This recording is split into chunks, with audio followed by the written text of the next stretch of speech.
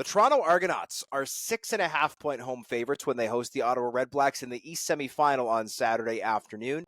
The Redblacks have gotten some reinforcements back in the lineup, including Justin Hardy at slot back and Bennett Williams at strong side linebacker, though Dino Boyd remains out at left tackle, giving Jacob Ruby the start.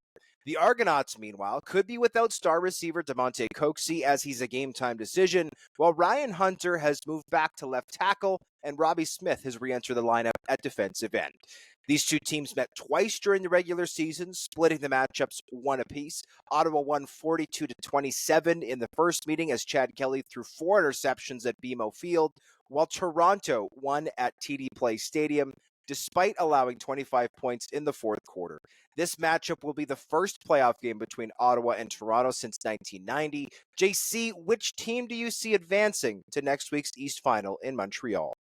Well, as we mentioned off the top, this is a game that just a few weeks ago was not compelling at all. The Ottawa Redblacks were in the dumpster. They didn't have a healthy body anywhere on their roster, and they were struggling as a result. But they seem to have turned it around starting in the fourth quarter of what looked like it was going to be a blowout loss to these very same Argos. Those unlikely 25 points, the 2 onside kicks, that sparked them with over 400 yards from Drew Brown. He backed it up the next week with over 400 yards in a victory, and now they are playing at a very high level with excellent play from the quarterback position and healthy bodies other places on the field. I think that makes this much more interesting. But the Toronto Argonauts are just a better team. I think they've got a better running game, and I think ultimately Chad Kelly is a better quarterback, and there's going to be all sorts of question marks about how he's going to respond in this game. His first playoff performance since what happened last year in the East Final, which, as we all know, was about as bad as a quarterback can play in a postseason game. I think it also matters that this comes against a team that picked him off 4 times earlier this season in a game that a lot of people compared to that East Final performance. But the one thing about Chad Kelly, love him or hate him, everybody's got an opinion.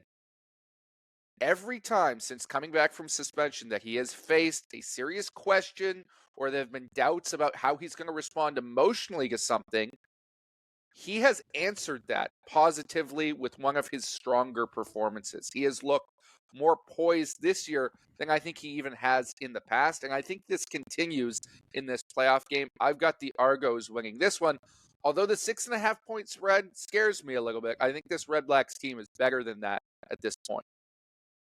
Let's start with a super quick minor correction. The first win, the Ottawa win, did take place at TD Place Stadium in Ottawa. The Argonauts also won at home at BMO Field. I got those mixed up in my lead in here.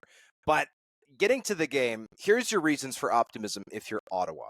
The offensive line held up well this past week in the season finale against Hamilton with Jacob Ruby at left tackle. Another reason for optimism, Drew Brown has looked like a stud since coming back from injury. He is doing a great job moving his feet, throwing on the run, throwing accurately, making good decisions, and getting Justin Hardy back can't be understated because he is their best receiver. He has had a very nice season this year, finishing second in receiving lead wide despite missing some time. And then defensively, you've got your bookends back. Lorenzo Malden, I thought, was great in the season finale against the Tiger Cats a week ago. You've got Bryce Carter healthy. He's missed time as well.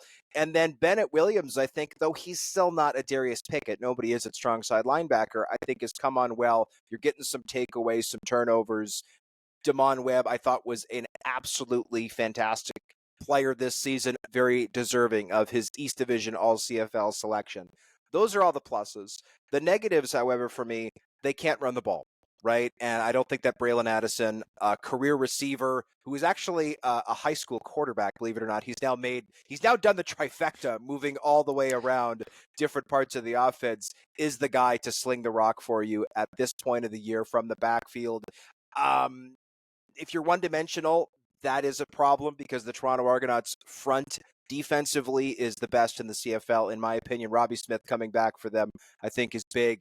And then, of course, you've also got the added challenge of this game being in Toronto. Yes, the Argonauts have the lowest attendance of any team in the CFL, but guess what? BMO Field can get rocking when fans show up. They had 20,000 fans there for the season finale. And as someone who has been to games in that building, it gets very loud. Yes, the fans are not huge in number, but they are very mighty in spirit. That will, I think, be a meaningful home field advantage for the Argonauts. So, like you, JC, I think this is going to be a close game. I don't like that this line has gone up. Originally, it was smaller this week. It's almost a touchdown now.